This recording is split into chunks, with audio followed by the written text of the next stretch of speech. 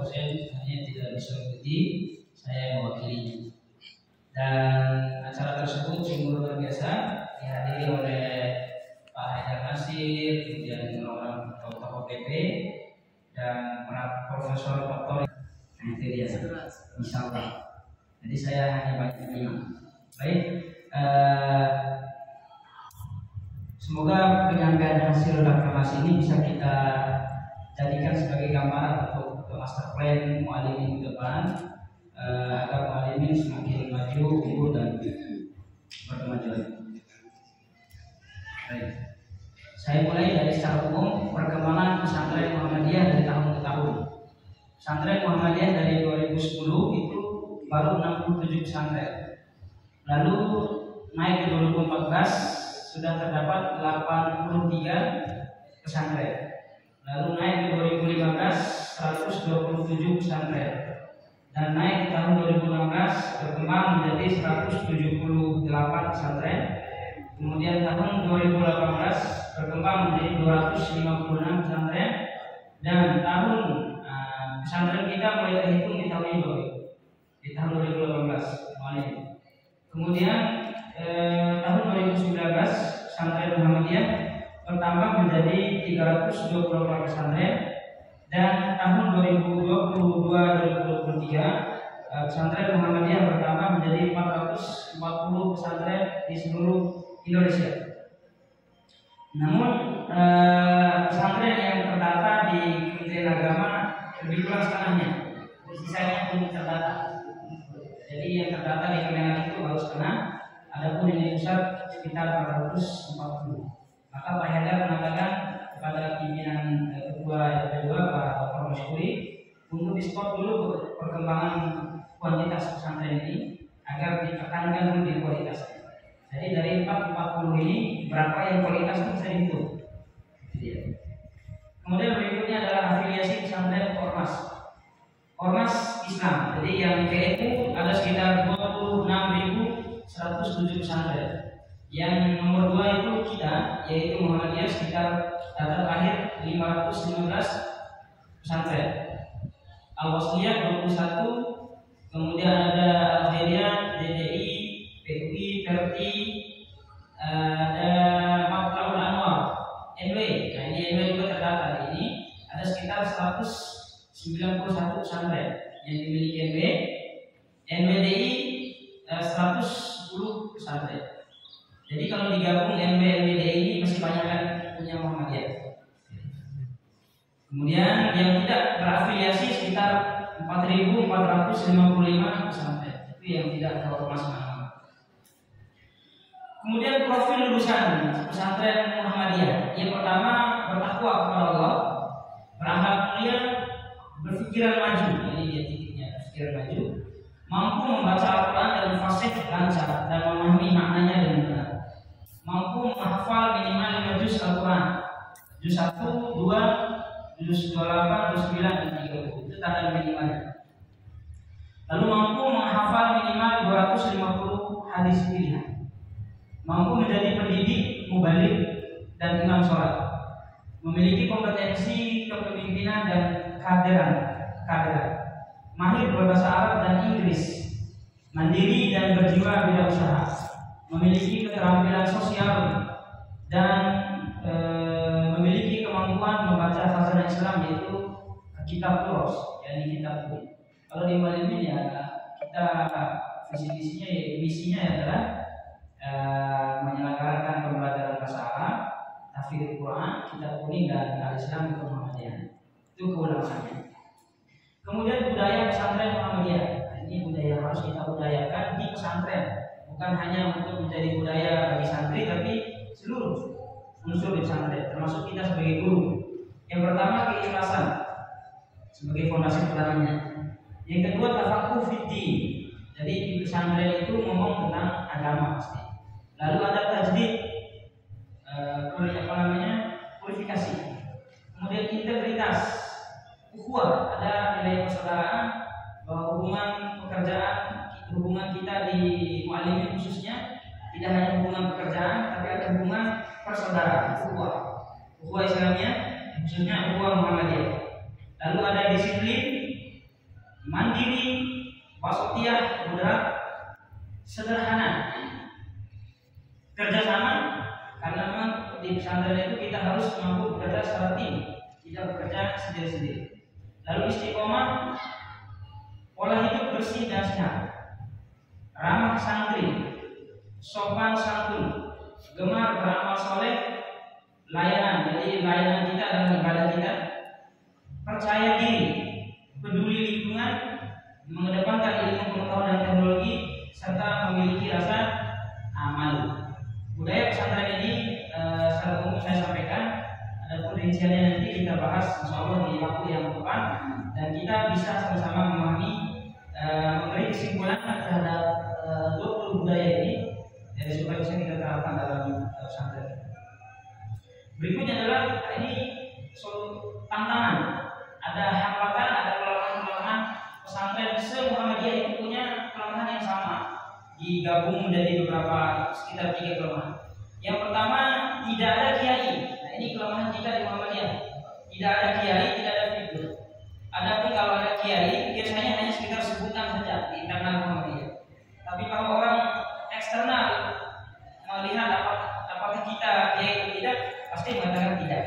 Sehingga tidak ada yang betul-betul ditopang. Ini kelemahannya. Kemudian SDM kita terbatas, betul-betul terbatas. Jadi semua pesantren Muhammadiyah itu membutuhkan ustaz. Sampai di Mualimin, di MBS yang besar-besar itu pun masih butuh ustaz. Dan kita di Mualimin butuh ustaz. Kita udah share beberapa kali, tidak ada juga yang daftar. Ini menunjukkan kelemahan kita di sini. Lalu tantangannya, bagaimana kita mengkader dan melakukan regenerasi. Ini dia. Lalu jalan keluarnya adalah lakukan kaderisasi dan regenerasi. Dan alhamdulillah kita sudah mulai melakukan itu. Alumni pertama kita sudah kita kirim ke UTM semuanya, dan kita harap mereka akan kembali lagi ke Muhammadiyah. Kemudian kelemahan yang kedua pesantren Muhammadiyah adalah pembinaan belum maksimal. Lalu tantangannya adalah persaingan kompetitif. Jadi pesantren tidak hanya punya Muhammadiyah, tapi tadi kita jelaskan di awal, banyak sekali ribuan pesantren menjadi saingan kita. Kemudian tuntutan kepuasan pelanggan yang tinggi. Jadi kalau di pesantren maju itu orang tua komplain itu biasa. Mualim juga banyak yang komplain.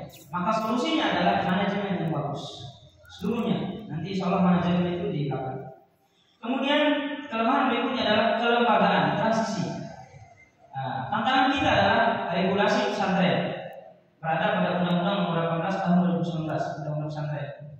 Kemudian jalan keluarnya adalah kita lakukan itu secara kelembagaan dan memiliki regulasi yang jelas. Nah, ini dia. 3 ini menjadi masalah besar dengan tantangan yang sama, tapi ada jalan keluarnya. Lakukan kaderisasi, regenerasi, lakukan manajemen yang baik dan kelembagaan, insyaallah bisa menangani kelemahan-kelemahan.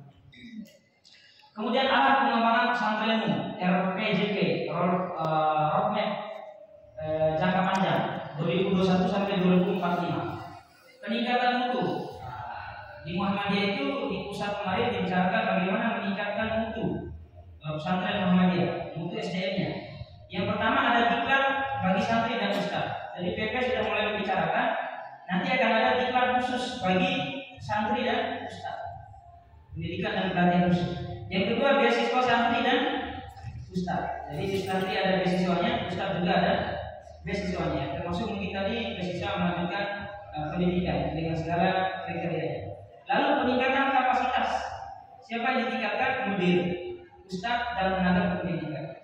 Bahkan kemarin di acara itu ketua yang kedua mengatakan akan ada pelatihan mudir dan calon mudir. Akan ada pelatihan calon mudir dan calon mudir. Jadi kira-kira calon mudir itu lagi akan off. Jadi calon mudir itu akan digambar di pusat seluruhnya. Nah, ini dia. Kemudian arah pengembangan pesantrenmu, lanjutan big data pesantren. Ini menjadi kelemahan juga, yaitu identitas status pesantren, identifikasi bahwa banyak pesantren Muhammadiyah yang belum terdaftar di Kementerian Agama. Dan alhamdulillah kali ini salah satu yang sudah terdaftar. Kemudian pendirian pusat bahasa Arab dan Inggris. Nah, ini baru bahasa Arab. Kemudian penguatan kelembagaan.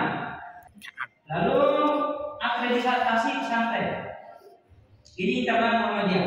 PP sedang membuat format akreditasi pesantren. Jadi seluruh pesantren Muhammadiyah ini akan diakreditasi oleh LP2 pusat. Apakah kita dapat HBC? Jadi bukan yang di kementerian.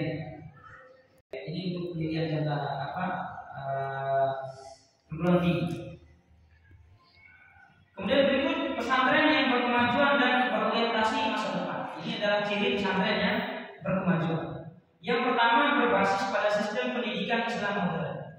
Jadi kita tidak lagi berbasis pada sistem pendidikan Islam yang klasik, yang salafi yang klasik, tapi berbasis pada pendidikan Islam yang modern. Tempatnya modern, kurikulum juga modern. Nah, di Muallimin ini alhamdulillah sedang menuju modern.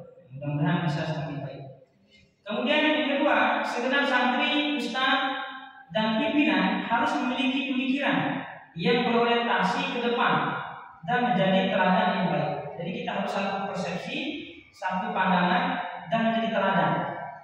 Nah, ini juga kritikan bagi kita, baik itu di dalam sikap, akhlak maupun penampilan. Lalu memiliki infrastruktur dan sarana prasarana yang modern. Infrastruktur baik bisa diangkat maupun yang tidak bisa diangkat, harus di infrastruktur. Kemudian yang berikutnya, memiliki keyakinan pada prinsip-prinsip agama, sikap dan paham Muhammadiyah. Kita harus memiliki keyakinan dan prinsip-prinsip agama bahwa di depan sana walaupun ada hambatan yang besar, insya Allah ada kemudahan dari Allah Subhanahu wa Ta'ala. Yang kedua, mampu membawa dan mencapai tujuan Muhammadiyah. Bahwa kita berpesantren Muallimin ada misi besar di sana, yaitu membawa misi besar Muhammadiyah, yaitu terciptanya masyarakat Islam yang sebenar-benar. Itu misi besar kita. Kemudian memiliki sistem yang bagus dan maju, tata kelola yang bagus, administrasi yang rapi, modern dan terbuka. Ini dia. Tata kelola yang maju, tata kelola yang bagus, administrasi yang rapi, modern dan terbuka. Nah, ini dia kriteria di Muhammadiyah. Yang ketujuh yaitu memiliki wawasan kemasyarakatan, kebangsaan, dan kemanusiaan yang universal. Artinya kita open minded, tidak sifatnya tertutup, namun memiliki pemikiran yang global. Nah, ini dia rukun atau syarat pesantren yang berkemajuan dan berorientasi masa depan. Baik, berikutnya best practice di MPS Prambanan. Mereka mulai dengan Rp0 0 cm. Rp0 0 cm. Tidak ada uang, tidak ada tanah. Tapi sekarang tanahnya puluhan hektar dan uangnya ratusan miliar. Luar biasa sekali. Apa rahasianya? Ke depan di selanjutnya insya Allah kita. Kalau di Muallimin alhamdulillah kita sudah ada bangunan awal.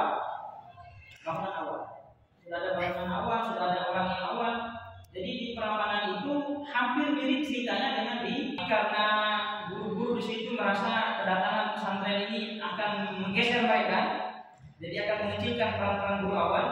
Akhirnya melalui perdebatan tidak bisa punya titik temu, sehingga para ustadz yang merintis MBS ini meminta kepada PCM untuk mendirikan pesantren sendiri. Dikasih 0%, 0 rupiah dan 0 tanah, tapi mereka berusaha lulus. Nah, adapun di Muallimin alhamdulillah, walaupun dengan diskusi di awal juga cukup panas, tapi alhamdulillah kita bisa bersendiri. Ini modal kita yang bagus. Kemudian ini target mereka, ini di MBS. Sekarang tuh MBS di bagian yang ungu ya, yang mereka punya ini. Target mereka ke depan ini juga harus dikuasai. Bagian sini, ini ada tol segala macam di target.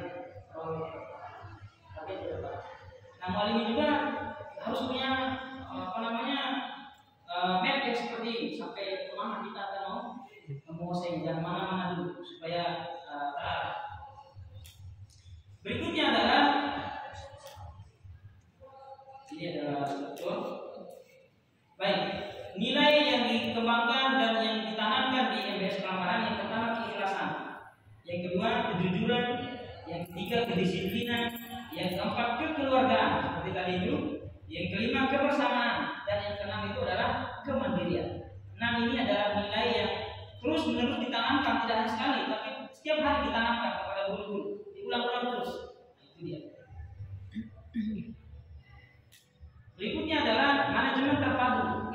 besar dari MBS Prambanan, manajemen terpadu. Apa yang terpadu itu yaitu sistem kepegawaiannya terpadu, terintegrasi. Yang kedua, sistem keuangannya juga terpadu. Dan yang ketiga adalah kurikulumnya terpadu.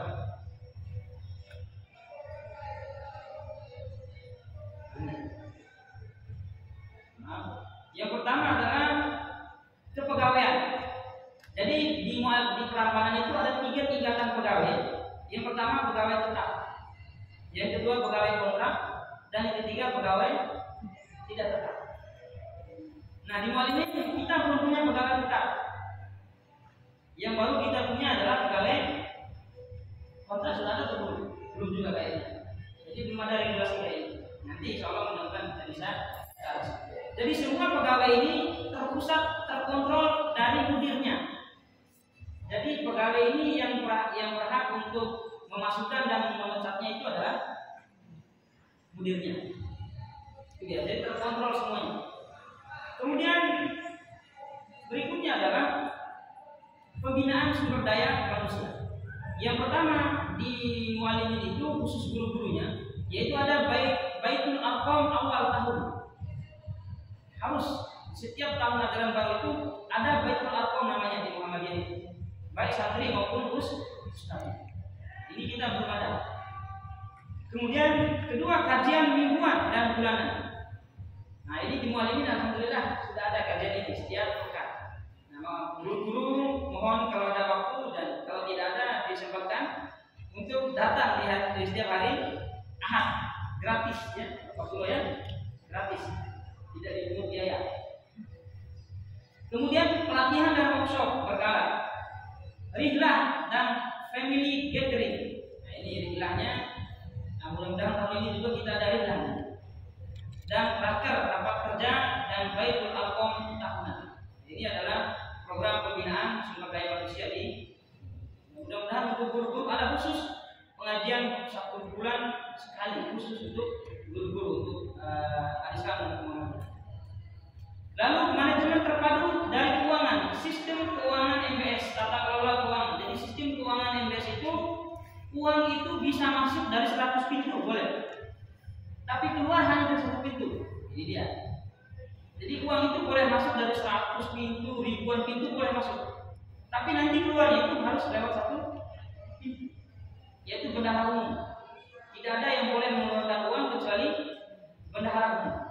Kata dana infak itu bisa masuk di siapapun, dana bos bisa masuk di siapapun, uang sumbangan bisa masuk di siapapun, tapi nanti didorong semua ke bendahara umum. Lalu bendahara umum mengeluarkan itu baita nanti ya yang mengeluarkan uang bersama itu, sehingga bisa terpantau.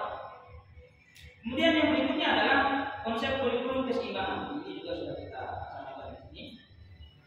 Lalu unit pendidikan yang dikelola, ada SDMBS-nya, ada SMPBS-nya, ada SMA-BS-nya, dan ada program khusus di bawah MBS. Persebaran asal santri. Nah, kalau asal santri Prambanan itu sudah di seluruh Indonesia, bahkan ada di Malaysia dan Thailand. Jadi santrinya sudah ada dari Malaysia dan Thailand. Lalu persebaran alumni, ini mereka sudah diterima di 40 universitas luar dan dalam negeri. Nah, Mualimin baru diterima di 3 universitas. Ada UAD, UMY dan UMAT. Alhamdulillah luar biasa. Semakin maju. Baru pertama sudah langsung menembus dan jadi ketua langsung di luar biasa. Kemudian universitas luar negeri. Nah, ini hebatnya Prambanan ini sudah nembus. Jadi mereka itu punya kuota di luar negeri itu. Mereka punya kuota. Ada di Al-Azhar Kairo, ada Universitas Islam Madinah Saudi Arabia, ada Universitas Internasional of Afrika Sudan di Khartoum, ada Maroko, ada di Yaman, Libya, Syria, Turki, ada di Asia Pasifik Malaysia, ada di Universitas Auckland Australia. Jadi santri-santrinya sudah masuk sini dan punya data. Ini pentingnya kita nanti pengembangan rumah ini selanjutnya kita harus sudah mampu membuat MOU dengan yang pertama itu pesantren universitas di Indonesia. Tahun depan itu harus punya MOU dengan kampus-kampus yang berada di luar negeri seperti Kairo dan yang lain. Kemudian pengembangan ekonomi, nah ini penting. Di bawah Walimin itu ada unit-unit usaha yang dikembangkan, dan ini nilai bantunya luar biasa sekali. Jadi dari unit ekonomi ini yang dikelola oleh MBS Prambanan ini, satu bulan mereka dapat bersihnya itu 600 juta.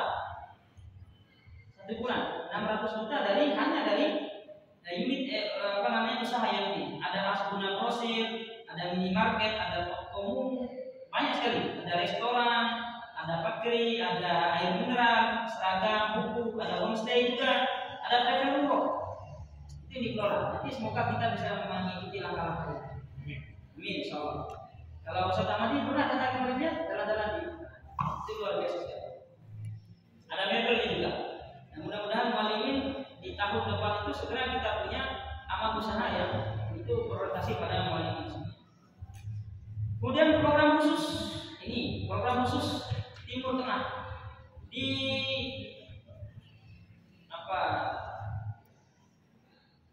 di Prambanan itu ada program khususnya, yaitu kelas 12 itu sudah mereka difokuskan untuk tembus ke Timur Tengah di kelas 12, karena memang di Prambanan itu sudah ada kuotanya, jadi harus disiapkan dan sudah di-setel. 10 orang ini akan ke Mesir, 10 orang ini akan ke Australia, 10 orang ini akan ke Syria. Jadi kurikulum itu sesuai dengan kebutuhan universitas yang akan dituju. Nah, ini juga mudah-mudahan bisa juga Kemudian AF Fakhruddin, mereka punya mahat AF Fakhruddin. Mahat ini untuk kaum fakir dan duafa. Di bawah mahat itu ada mahat khusus untuk anak-anak yang tidak mampu di situ. Tapi pembiayaannya dari MBS Prambanan. Nah, yang di AF Fakhruddin ini karena mereka dibiayai oleh Mu'alimin, oleh MBS, mereka harus menjadi kader Muhammadiyah total.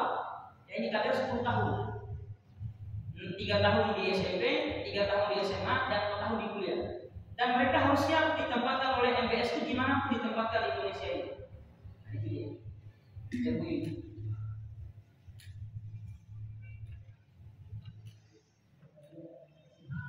Di 10 tahun, kurikulum agama dan bahasa pokok, tuntas bahasa dan Quran 1 semester, pengabdian pasca pendidikan wajib, gratis untuk yatim duafa, kuliah di Timur Tengah dan pemetaan jurusan spesialisasi di awal, tenaga pengajar dan berbahasa khusus. Fundraising, ini penting. Fundraising. Yang pertama, sumber keuangan dari untuk menopang biaya-biaya tambahan itu yang pertama ada infak beasiswa wali santri. Jadi gini, misalnya kita ini kan ada anak-anak yang tidak mampu, 10 orang misalnya. Ketika pertemuan dengan wali santri itu biasanya mudir atau teman-teman di MBS itu melempar pertanyaan kepada wali santri dan pada orang lain. Kita menceritakan ada 10 orang yang kita akan beasiswakan, kita akan bahas. Siapa yang ingin menanggung 30.000? Jadi ada angkat tangan. Jadi include kalau mereka bayar uang kos anaknya 500 per bulan plus 30.000 untuk infaknya terhadap anak yang yatim. Jadi kalau 30.000 kali 200 wali santri itu sudah lumayan. Dan dari fakta yang diceritakan itu tidak ada yang 30.000, minimal itu 50.000 maunya. Nanti sedikit sekali bisa boleh 50.000 boleh. Jadi untuk menopang. Kemudian kerjasama relasi, buka relasi. Ini adalah tugas pimpinan. Kemudian orang tua asuh mencari orang yang kira-kira orang kaya yang mau mengasuh santri ini dalam bentuk biaya. Kemudian lazismu MBS dan daerah asal santri. Nah, MBS punya lazismu. Dari situ ada dana khusus untuk membeasiswakan santri yang tidak mampu. Kemudian PCM, PDM, PBM asal santri. Jadi nanti MBS Prambanan itu akan mengkolik ini putusan dari mana? PDM Lombok Barat misalnya. PDM Lombok Barat mampu berapa? Misalnya 200.000 per bulan. Oke. Berarti 300.000-nya MBS Prambanan. Jadi mereka tidak menerima mentahan. Jadi mereka ingin tetap ada komunikasi tanggung jawab dari yang diputus. Kemudian dari guru dan karyawan. Guru dan karyawan setiap bulan ada yang infak 5.000, 10.000 dari gajinya. Nanti untuk digunakan untuk membiayai anak yang duafa ini. Itu gaji kalau sudah di atas PPR. Tapi sekarang juga bisa 10.000 kalau menjadi uang yang habis di cilok. Tapi kalau kita jariahkan, masalah dampaknya sangat besar. Celengan wali santri ini juga hebatnya MBS Prambanan itu. Jadi saat pertemuan itu mereka siapkan celengan plastik. Siapa yang mengambil celengan ini? Uang 100 rupiah dimasukkan, 200 rupiah dimasukkan. Nanti pertemuan tahunan tahun depan dibawa. Itu bawa tuh lumayan, bisa ratusan juta. Karena dari sekian ratus wali santri itu luar biasa sekali. Bersama lembaga Kairo Mu'adalah, UI Mu'adalah Sudan dan seterusnya. Dibagian peluang TWM, PDM, PCM dan Kontremu dapat mengirimkan kader terbaiknya untuk dididik di program khusus Timur Tengah. Insya Allah, maksudnya di Prambanan. Kemarin mereka punya kuota 10 orang di Libya, di Tripoli Libya yang kampung Nusantara Hidayat itu. Tapi karena mereka kekurangan santri, karena sudah ada di Kairo, di Madinah, akhirnya mereka hanya mampu mengisi kuota 2 santri. Kurang slot 8 santri. Saya bilang ke Ustaz Fajar, ini siap Ustaz mengisi yang 8 ini. Siap. Tidak pernah Ustaz. Jadi itu luar biasanya mereka kekurangan yang akan dikirim. Semoga insyaallah taala ini di tahun yang mendatang bisa menjadi pesantren yang besar di TBI dan di Indonesia secara umum dengan memperhatikan beberapa unsur dan langkah-langkah yang telah kami sampaikan di awal. Mungkin itu secara umum Madi dan yang lainnya. Semoga ada gambaran dan manfaat untuk kita semua. Demikian yang dapat saya sampaikan. Memang ada cepat sekali. Assalamualaikum warahmatullahi wabarakatuh. Waalaikumsalam. Terima kasih Wadir, sangat luar biasa ini. Jadi banyak setelah saya lihat banyak sekali kita punya PR itu.